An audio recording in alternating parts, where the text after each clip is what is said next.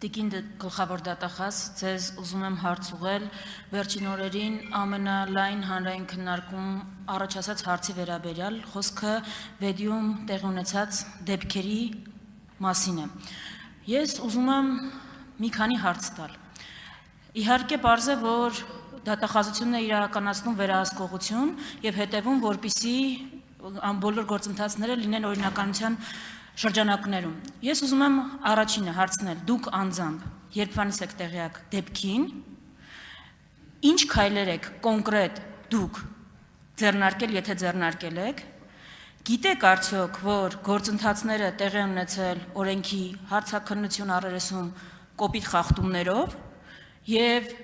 ամենակարևորը մենք մինչև այս պահը ի վերջո ինչի՞ չունենք կալանք, կարծես թե բոլոր հիմքերը դրա կան։ Այս հարցերին պատասխանեք։ Շնորհակալություն։ Վեդի դեպքի մասին տեղեկացել եմ անմիջապես, երբ հանրայնացվել է, որովհետև ոչ միայն այս դեպքը, այլև եթե կհիշեք, որոշ ժամանակ առաջ համանման իրավիճակ Գեղարքունիքի մարզում էլ ունենք եւ բազմաթիվ իրավիճակներ են ունեցել ոչ միայն Գեղարքունիքի մարզում, այլև Արարատի մարզում։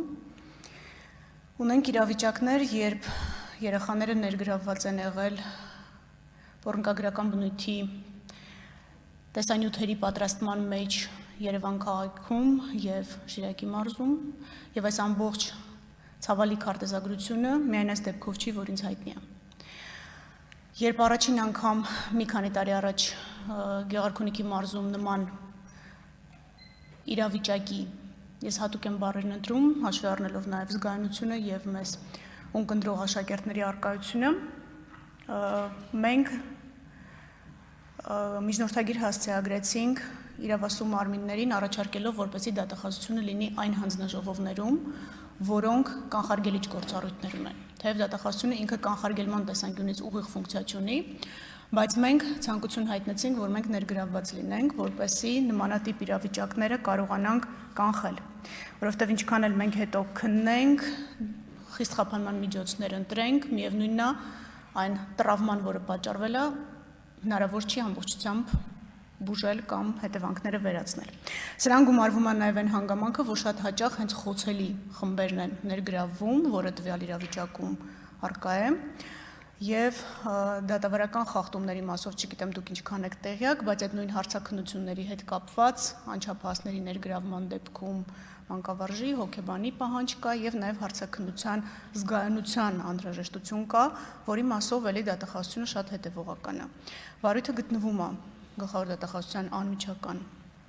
ուշադրության ներքո եւ ոչ միայն այս վարույթը, եւ կարճ ժամանակ հետո նաեւ խափանման միջոցի վերաբերյալ կարծում եմ ձեր հարցադրումը եւ մտահոգությունը դուրս կգա,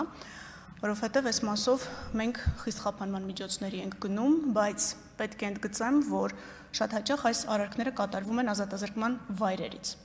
Մենք ունենք դեպք, որը ձեզ հայտնի չէ եւ քիչ դեպքեր են, որոնք sense հանրային տարածում են ստանում, որովհետև մենք էլ չենք խրախուսում այս դեպքերի տարածումը, որպեսզի կրկնակի զոհականացում տեղի չունենա։ Անձինք գործել են քրեակատարողական հիմնարկից եւ ավելին ստացած դրամական միջոցներն էլ հետո ինչ որ տարբերակներով կոնվերտացրել են այլ անձանց միջոցով։ Ուստի սա մի ամբողջական գործընթաց է, որը անընդհատ է գտնվում մեր ուշադրության ներքո եւ մենք միայն այս դեպքով չի, որ հասկացել ենք, որ այս խնդիրը կա, գոյություն ունի, այս խնդրին անընդհատ աչալուրջ ենք եւ նաեւ ասացի ներգրավված ենք դրա ոչ քրեաիրավական լուծման գործընթացների մեջ։ Եթե ինչ-որ բան մոռացա, խնդրում եմ հիշեցրեք։ Ես ելույթին ավելի մանրամասն կանրադառնամ, ուղղակի հիշեցնեմ, որ մենք գործ ունենք փետրվար ամսից ուժայիններին հասու դարձած տեղեկատվության եւ դեպքերի մասին, փետրվար ամսից։ Երկրորդ հարցը, որ այլ թեմայի է առնչվում, ես ուզում եմ հարցնել, նախորդ անգամ, երբ դուք էստեղ եք, նույն հարցը ուղղել եմ, ասել եք, որ այդ ժամանակվա թեմային, որով եկել եք այժմ, չի վերաբերում հարցը, դրա համար չեք պատասխանել։ Հիմա կարծում եմ ճիշտ ժամանակն է պատասխանելու։ Հովիկ Աղազարյանը այդ ամբիոնից, որտեղ դուք եք կանգնած, հայտարարել է, որ իր վրա գործադրվել են ուժայինների կողմից ճնշումներ, տեղեկատվություն ստանալու ունենալու նպատակով։ Ես ուզում եմ հասկանալ Հովիկ Աղազյանի դրվագով երկու դեպքի մասին։ Այդ հայտարարության առնչությամբ, որը դուք նստած էիք մի քանի քայլ հեռու, որևէ գործընթաց ի վերջո նախաձեռնվեց թե չէ, եթե ոչ, ինչու չնախաձեռնվեց, եւ հիշում եք, տենց բան կար, 1.5 տարի առաջ հայտարարեցին ամենաբարձր իշխանական մակարդակով, որ այդ մարդը պետական գաղտնիք է հրապարակել, վարույթ սկսվեց։ 1.5 տարի, որքան ինձ է հայտնի, որևէ հարցաքննություն չի եղել։ Ինչու՞։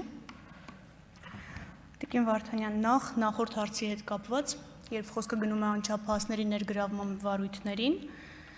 այստեղ կան նրբություններ, որոնք պահանջում են ժամանակ։ Այնպես որ որպեսզի ձեր դատողություններում ավելի հստակ լինեք, կխնդրեմ ուշադրություն դարձնեք ոչ թե ժամանակագրությանը, անչափահասների ներգրավման վարույթների քննության, այլ այդ քննության առանձնահատկություններին ու որակին։ Երկրորդ, նմանատիպ վարույթներով մենք հրապարակային չենք գործում։ Ինչքան էլ դա ցանկալի է հասարակության համար, բայց մենք գտնում ենք, որ հրապարակումից վնասն ավելի շատ է, քան օգուտը, եւ կառաջարկեմ, որ նույն ձևաչափով էլ առաջնորդվենք բոլորս։